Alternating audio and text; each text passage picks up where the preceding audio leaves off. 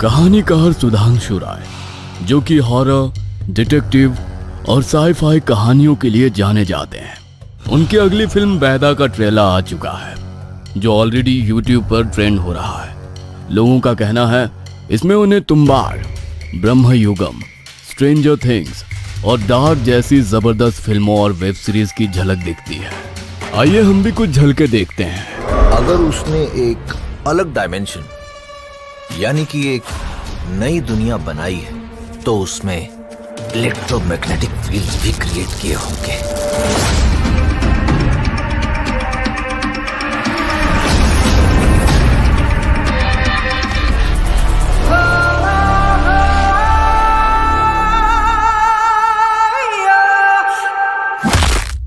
मुझे तो सच में बड़ी इंटरेस्टिंग लगी। आप लोग भी नीचे दिए गए लिंक पर क्लिक करें और जाकर देखें, लाइक करें, कमेंट करें और शेयर करें। याद रहे, बैदा एक साई-फाई सुपरनैचुरल थ्रिलर है, तो सिनेमा घरों में 21 मार्च को दस्तक दे रही है। अब जल्दी से जाइए और ट्रेलर पर कमेंट करके बताइए आपको कैसी लगी। हमने भी कमेंट किया है। तंत्र विद्या, जो सुनने में तो एक छोटा सा शब्द लगता है, लेकिन इस शब्द के भीतर कितने गहरे रहस्य छिपे हैं, इसका एक आम इंसान अंदाजा भी नहीं लगा सकता। काला जादू, टोना टोटका, सब इसका हिस्सा है। परंतु तंत्र विद्या अपने आप में इतना गहरा समुद्र है जिसकी गहराई कभी कोई नाप नहीं सकता। इसकी गहराई इतनी खतरनाक है कि जिसने इसके संदर्भ में पूर्ण रूप से, या यूं कहें इसका कुछ अंश मात्र भी जान लिया हो, तो इंसान कभी संभव ना होने वाली चीज, या यूं कहें जिस चीज की कल्पना भी कोई नहीं कर सकता, वो भी इसके माध्यम से संभव किया जा सकता है। लेकिन सुनने में ये जितना सरल दिखता है, इसकी गहराई को समझना उतना ही विचित्र है। मोहिनी, एक 23 वर्षीय लड़की, बेहद खूबसूरत, लंबे काले घने बाल, जो एक बार उसे देख ले तो उसकी खूबसूरती का कायल हो जाए, लेकिन जब कोई उसका पूर्ण रूप देख ले तो उसे दुत्कार दे। भगवान ने मोहिनी को इतना सुंदर रूप तो दिया था, लेकिन शरीर से वो विकलांग थी। बचपन में हुए एक एक्सीडेंट ने उसे शरीर से अपाहिज बना दिया। वो बचपन में अपनी उम्र के बच्चों को खेलते, भागते, दौड़ते देखती तो उसका मन अंदर ही अंदर की चोट उठता। उसकी जिंदगी अब उसकी व्हीलचेयर पर सिमट कर रह चुकी थी। वो सबको दौड़ते देखती तो अपने व्हीलचेयर को घर की तरफ मोड़कर घर के आंगन में पहुंचते ही अपना चेहरा छिपाए आंसुओं से अपना दर्द बयान करने लगती।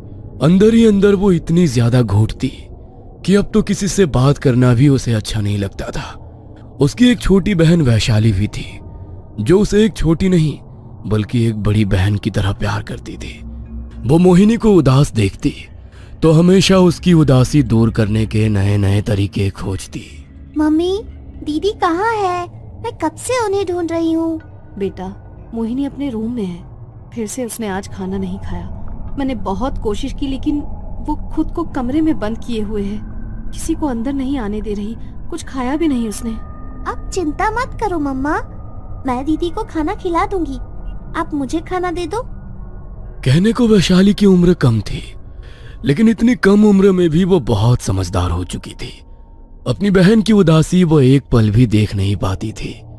मोहिनी अक्सर जब भी उदास होकर बिना खाए पिए खुद को जब अपने कमरे में बंद कर लेती थी, तो वैशाली ही उसे बहला फुसलाकर अपने हाथों से खाना खिलाती थी। शायद बचपन से ही वैशाली ने खुद से ज्यादा अपनी बहन का ख्याल रखा और खुद से बढ़कर ही उसे प्यार किया। समय बीता और दोनों बहनें जवान हुईं, लेकिन दोनों की जिंदगी बहुत अलग थी, जिसका असर कहीं ना कहीं अब मोहिनी के दिमाग पर होने लगा। धीरे धीरे अपनी बहन की चिंता और प्यार उसे कांटे की तरह चुभने लगा। अरे दीदी, आप दाई माँ के कमरे में क्या कर रही हो? मैं कब से आपको ढूंढ रही हूँ। पहले आंगन में ढूंढा, फिर आपके कमरे में, और देखो आप मिली भी तो कहाँ पर मिली। क्यों, मैं अपने कमरे या आंगन के अलावा कहीं नहीं जा सकती हूँ क्या? कोई पाबंदी है मुझ पर? अरे नहीं दीदी, मेरे कहने का वो मतलब नहीं था। अच्छा ये सब छोड़िए, ये देखिए मेरा रिजल्ट। आपकी छोटी बहन ने कॉलेज में टॉप किया है। अच्छा, ये तो बहुत अच्छी बात है। थोड़ी थकान सी हो रही है, मुझे अपने रूम में जाना है। अच्छा ठीक है, चलिए मैं आपको आपके रूम में छोड़ आती हूँ। क्यों छोड़ोगी तुम मुझे मेरे रूम तक? पैरों से अपाहिज हूँ लेकिन हाथ काम करते हैं मेरे। खुद अपनी व्हीलचेयर चलाकर अपने रूम तक जा सकती हूँ मैं। नहीं दीदी, मेरे कहने का वो मतलब नहीं था, आप गलत समझ रही हैं। मोहिनी ने वैशाली की बात का कोई जवाब नहीं दिया और हाथों से व्हीलचेयर के पहिए घुमाती हुई गुस्से में अपने कमरे में चली गई और दरवाजे को गुस्से में पटकते हुए बंद कर दिया। वो कमरे में लगे ड्रेसिंग टेबल के सामने जाकर बैठ गई और खुद को आईने में देखते हुए रोने लगी। ये सब दिखाकर आखिर क्या जताना चाह रही है वो? कि मैं कभी कॉलेज नहीं जा पाई, मैं भी आज अपनी जिंदगी में सब कुछ हासिल कर रही होती। अगर उस एक्सीडेंट में अपाहिज ना हुई होती तो मैं भी वो जिंदगी जी रही होती जो आज वैशाली जी रही है। लेकिन मैं ये जिंदगी अब और नहीं जी सकती। या तो अब मैं इस जिंदगी को खत्म करूंगी या किसी भी तरह वो सब कुछ हासिल करूंगी जो उसके पास है, चाहे उसके लिए अब मुझे कुछ भी करना पड़े। मोहिनी ने गुस्से में आईने में देखा और ड्रेसिंग टेबल पर रखे सारे सामान को इधर उधर फेंकने लगी। गुस्से में अक्सर वो खुद पर काबू खो बैठती थी और वैशाली को ही उसे शांत कराना पड़ता था। सामान के टूटने की आवाज सुनकर वैशाली दौड़ती हुई मोहिनी के कमरे में आई और उसे शांत करने के लिए उसने उसे अपने सीने से लगा लिया। सब ठीक है ना दीदी? क्या हो गया? कुछ नहीं हुआ, छोड़ो मुझे, छोटी बच्ची नहीं हूं मैं। जाओ यहाँ से और मुझसे बिना पूछे दोबारा मेरे कमरे में मत आना। लेकिन दीदी मैं तो, जाओ यहाँ से, मुझे कुछ समय अकेले रहना है। अब ठीक है दीदी। वैशाली मोहिनी के कमरे से बाहर निकली और उसने दरवाजे को हल्का बंद कर दिया। लेकिन उसके वहां से जाते ही मोहिनी के चेहरे पर एक अजीब सी मुस्कुराहट छा गई। उसने अपनी मुट्ठी खोली तो उसमें टूटे हुए 2-3 बाल थे। जब वैशाली ने उसे गले से लगाया था तब उसी मौके का फायदा उठाकर मोहिनी ने उसके कुर्ते पर गिरे उसके बाल के कुछ टूटे हुए बालों को ले लिया। मुझे जो चाहिए था आखिरकार मिल ही गया। अब सब ठीक हो जाएगा, सब ठीक हो जाएगा मोहिनी। अब तुझे ज्यादा समय तक ये अपाहिज की जिंदगी नहीं जीनी पड़ेगी, नहीं जीनी पड़ेगी ये जिंदगी। कुछ देर बाद सबने खाना खाया और 1 घंटे बाद मोहिनी की माँ उसके कमरे में उसे दवाई देने के लिए आई। आज वैशाली से गुस्सा हो गई तू, इसीलिए आज मैं तुझे दवाई खिलाने आई हूँ। क्यों छोटी बहन पर गुस्सा करती है? ये ले, दवाई ले और आराम से सो जा। उसकी माँ ने उसे दवाई दी और वहां से चली गई। लेकिन मोहिनी ने दवाई नहीं खाई। उसने दवाई को मुंह से निकाला और जमीन पर फेंक दिया। रात के लगभग 1:30 बजे का समय था। घर में सब लोग गहरी नींद में सो चुके थे। मोहिनी के बिस्तर के बगल में उसकी व्हीलचेयर रखी थी। उसने जैसे तैसे अपने हाथों का सहारा लिया और व्हीलचेयर पर बैठने लगी। बड़ी जद्दोजहद करके वो अपनी व्हीलचेयर पर बैठ पाई और अपनी अलमारी की तरफ गई। उसने अलमारी खोली तो कपड़ों के नीचे एक किताब रखी थी।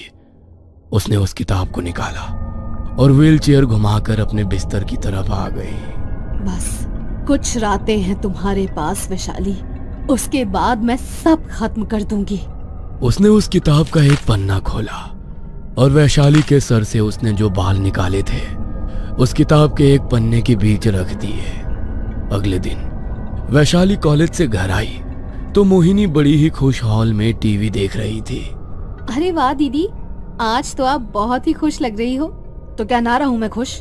खुश रहने का अधिकार क्या सिर्फ तुम्हें है? आप हमेशा मेरी बातों को गलत क्यों समझती हो दीदी? मैं भला क्यों चाहूंगी कि आप खुश ना रहो?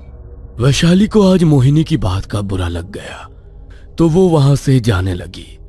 लेकिन मोहिनी ने जानबूझकर अपनी व्हीलचेयर आगे कर दी। वैशाली उसकी व्हीलचेयर से टकराकर गिर गई और उसका सर वहां पर रखी टेबल से जा लगा। उसके माथे पर हल्की चोट लगी और माथे से खून निकलने लगा। अरे I am so sorry Vaishali, मुझे नहीं पता था कि तुम गिर जाओगी। तुम्हें ज्यादा लगी तो नहीं ना? नहीं दीदी, कोई बात नहीं, ज्यादा नहीं लगी, हल्की सी चोट है। आप बैठो, मैं अपने माथे पर बैंडेज लगाकर आती हूँ। वैशाली अपने माथे पर बैंडेज लगाने अंदर चली गई और इसी बीच मौका पाकर मोहिनी ने टेबल पर लगे उसके खून को अपने रुमाल से साफ कर दिया और सीधी अपने कमरे की ओर चली गई। उसने वैशाली के खून से सने उस रुमाल को अपने ड्रॉअर में रख दिया और रात होने का इंतजार करने लगी। रात को सबने खाना खाया। वैशाली उसे उसके कमरे में छोड़कर गई। मोहिनी आज बार बार घड़ी की तरफ ही देख रही थी। घड़ी में जैसे ही रात के 12 बजे उसने अपनी अलमारी खोली और फिर से वही किताब निकाली और अपने ड्रॉअर से वैशाली के खून से भरा रुमाल निकालकर उसने उस किताब के साथ ही अपने रूम की ड्रेसिंग टेबल पर रख दिया। पूरे कमरे में अंधेरा था। वैशाली ने अपनी ड्रेसिंग टेबल का ड्रॉअर खोला और उसके अंदर से एक कैंडल और माचिस निकाली। उसने कैंडल को जलाया तो सामने ड्रेसिंग टेबल के शीशे में उसका चेहरा अंधेरे में चमकने लगा। उसने वो किताब खोली और मंत्रों को पढ़ना शुरू किया। उसने वैशाली के खून से सने रुमाल को निकाला और उस पर अपने सर के कुछ बाल काट कर रख दिए। अब उसने एक साफ कपड़ा लिया और उसके अंदर वो बाल रख दिए जो उसने वैशाली के सर से लिए थे। उसने अपनी उंगली पर ब्लेड से एक कट लगाया और कपड़े पर रखे वैशाली के बालों पर अपने खून की कुछ बूंदें टपका दी। उसने वैशाली के खून और अपने बालों वाले रुमाल की पोटली बनाकर उसे अपने सिरहाने के नीचे रख दिया और जिस कपड़े में उसका खून और वैशाली के बाल थे उसने उसे संभाल कर अपने ड्रॉअर में रख दिया। सुबह हुई तो वैशाली कुछ थका थका महसूस करने लगी। सब लोग सुबह बैठकर ब्रेकफास्ट कर रहे थे। तभी वैशाली बोली, मम्मा, आज मोहित आपसे मिलने वाला है, आपको याद है ना? अरे हाँ बेटा, मुझे याद है। मोहित? ये मोहित कौन है? अरे दीदी, मैंने आपको बताया तो था, लगता है आप भूल गई, लेकिन कोई बात नहीं, अभी वो थोड़ी देर बाद आएगा तो आप उससे मिल लेना। थोड़ी देर बाद घर का दरवाजा नॉक हुआ। वैशाली ने जाकर गेट खोला तो मोहित सामने खड़ा था। वो उसे ड्राइंग रूम में लेकर आई जहां पर उसकी मॉम थी। मोहिनी भी वहीं पर थी। उसने मोहित को देखा तो उसके मन में वैशाली के लिए जलन और बढ़ गई। वैशाली ने बताया था बेटा तुम्हारे बारे में। मैंने सुना है कि तुम्हारा ट्रांसफर होने वाला है और उससे पहले तुम लोग शादी करना चाहते हो। हाँ आंटी, मम्मी पापा से भी मैंने इस बारे में बात की है, उनका भी यही कहना है। लेकिन अगर आपको इतनी जल्दी शादी नहीं करनी है तो कोई बात नहीं, मैं इंतजार कर लूंगा। अरे नहीं बेटा, जब तुम दोनों को ऐतराज नहीं तो मुझे कैसा ऐतराज होगा? पंडित जी से बात करके हम शादी का मुहूर्त निकलवा लेंगे। इसकी शादी के लिए यहाँ पर मुहूर्त निकलवाने की बात की जा रही है, लेकिन मेरे बारे में किसी ने नहीं सोचा। पर मैं भी तो इतनी आसानी से तो सब कुछ नहीं होने दूंगी। अगर कोई चीज मुझे नहीं मिल सकती तो मैं उसे वैशाली को भी नहीं मिलने दूंगी। शादी की बात पक्की हो गई थी, बस अब पंडित जी से शादी का मुहूर्त तय करवाना था। आज रात मोहिनी के मन में वैशाली के लिए एक अजीब सी जलन थी। वो अपने कमरे में गई और उसने अपने ड्रॉअर में रखी उस पोटली को उठाया जिसमें उसका खून और वैशाली के बाल थे। वो बहाने से वैशाली के कमरे में गई। अरे दीदी आप, मैं अभी आपके पास ही आने वाली थी। आज मन था कि आपके साथ ही सो जाऊं। मोहित के बारे में बहुत सी बातें करनी थी मुझे आपसे। बातें तो मुझे भी करनी थी, इसीलिए मैं ही यहाँ पर आ गई। लेकिन मुझे आज तुम्हारे हाथ की चाय पीने का मन कर रहा है। मेरे लिए अदरक इलायची वाली चाय बनाकर ले आओगी क्या? क्यों नहीं दीदी, आप बैठिए, मैं अभी लेकर आती हूँ। वैशाली मोहिनी के लिए चाय बनाने गई। तभी उसने मौका पाकर उसके पलंग के गद्दे के नीचे उस पोटली को रख दिया। थोड़ी देर बाद वैशाली चाय बनाकर लाई। दोनों ने कुछ देर बात की। अच्छा, अब बहुत बातें हो गई, अब मुझे बहुत नींद आ रही है। तुम मुझे मेरे कमरे में छोड़कर आ जाओ। अरे दीदी, वहाँ जाने की क्या जरूरत है? आप आज मेरे साथ ही सो जाइए ना। नहीं नहीं, मुझे अपने बिस्तर के अलावा कहीं नींद नहीं आती, और थोड़ी सर्दी लगी है तो तुम्हें भी जुकाम ना हो जाए तो अलग सोना ही बेहतर है। ठीक है दीदी। वैशाली मोहिनी को उसके कमरे में छोड़ आई और उसने उसे बिस्तर पर लिटा दिया। वो वहां से वापस अपने कमरे में चली गई और उसके जाते ही मोहिनी ने अपने सिरहाने के नीचे से उस रुमाल की पोटली को निकाला जिसमें वैशाली का खून और मोहिनी के सर के कटे हुए बाल थे। उसने उसे अपने हाथ में पकड़ा और टेबल के ड्रॉअर से तंत्र की किताब निकाली और उसने किताब में लिखे मंत्रों को पढ़ना शुरू कर दिया। उसने जैसे ही मंत्रों को 111 बार पढ़ा, उसका शरीर बुरी तरह कांपने लगा। और वैशाली का शरीर भी बुरी तरह तड़पने लगा। ऐसा लगा मानो वहां बहुत तेज भूकंप आ गया हो। दोनों के बिस्तर तेजी से हिलने लगे। उसका शरीर इतनी बुरी तरह तड़प रहा था जैसे तो शरीर से आत्मा निकल रही हो। कुछ देर तक उन दोनों का शरीर बहुत बुरी तरह तड़पा, लेकिन कुछ देर बाद सब कुछ बिल्कुल शांत हो गया। ये मेरे शरीर को क्या हो गया? मैं मोहिनी दीदी के कमरे में क्या कर रही हूँ? मैं उठ क्यों नहीं पा रही? और मेरे हाथ में ये क्या है? ये तो मोहिनी दीदी का रुमाल है, लेकिन इसके अंदर ये खून और कटे हुए बाल। इससे पहले कि वैशाली को कुछ भी समझ आए और वो चिल्लाना शुरू कर दे, मुझे उसे खत्म करना पड़ेगा। आज से मेरी आत्मा तुम्हारे शरीर में वास करेगी और जीवन के जो सुख तुम भोगने वाली थी अब वो मेरे होंगे। मोहिनी ने तंत्र विद्या से अपनी बहन की आत्मा से अपनी आत्मा की अदला बदली कर ली। उसकी बहन की आत्मा अब उसके अपाहिज शरीर में थी। वो उठी और अपने कमरे की तरफ गई। उसने कमरे का दरवाजा खोला और अंदर गई। ये सब क्या हो रहा है? मेरे सामने मेरा शरीर कैसे चलकर आ सकता है? कहीं मैं कोई बुरा सपना तो नहीं देख रही? नहीं मेरी प्यारी बहन, तुम कोई बुरा सपना नहीं देख रही। अगर तुम्हारी कोई आखिरी इच्छा है तो बता दो, क्योंकि अब तुम मरने वाली हो। क्या? ये सब क्या हो रहा है? मैंने तुमसे तुम्हारी आखिरी इच्छा पूछी थी, लेकिन तुमने नहीं बताई, तो कोई बात नहीं। आखिरी इच्छा पूरी किए बिना ही तुम्हें अलविदा। मोहिनी ने पहले से ही अपने कमरे में एक खुली वायर छोड़ी थी। उसने अपने शरीर को करंट दिया और कुछ ही देर में उसका शरीर एक मुर्दा शरीर बन गया। सबको लगेगा कि मोहिनी तो चल बसी। कभी कोई समझ नहीं पाएगा कि मोहिनी तो जिंदा है और जो मर गई है वो वैशाली है। ये आत्मा और आत्मा का खेल खेलने में बहुत मजा आएगा। उसने अपने मृत शरीर के हाथ से वो रुमाल की पोटली ली और वैशाली के कमरे में चली गई। वैशाली के कमरे में जाकर आज उसी के रूप में वो आराम से सो गई।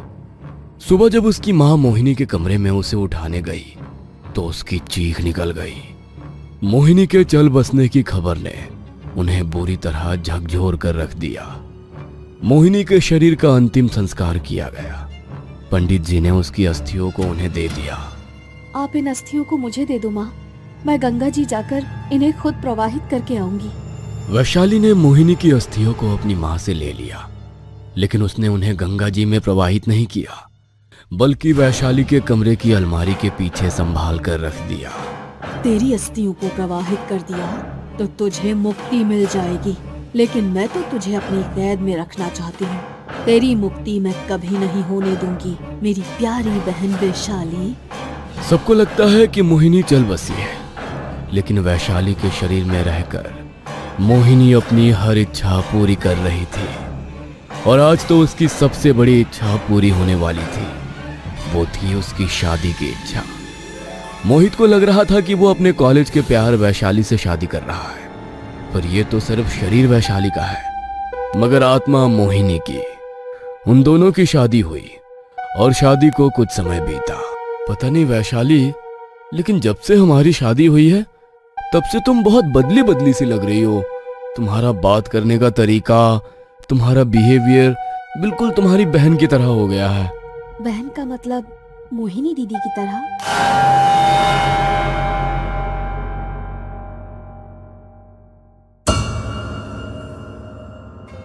ये कहानी आपको अच्छी लगी हो तो हमें सब्सक्राइब करें, हमारा इंस्टाग्राम और फेसबुक पेज जरूर फॉलो करें। और हाँ दोस्तों, सब्सक्राइब करना भूलना मत।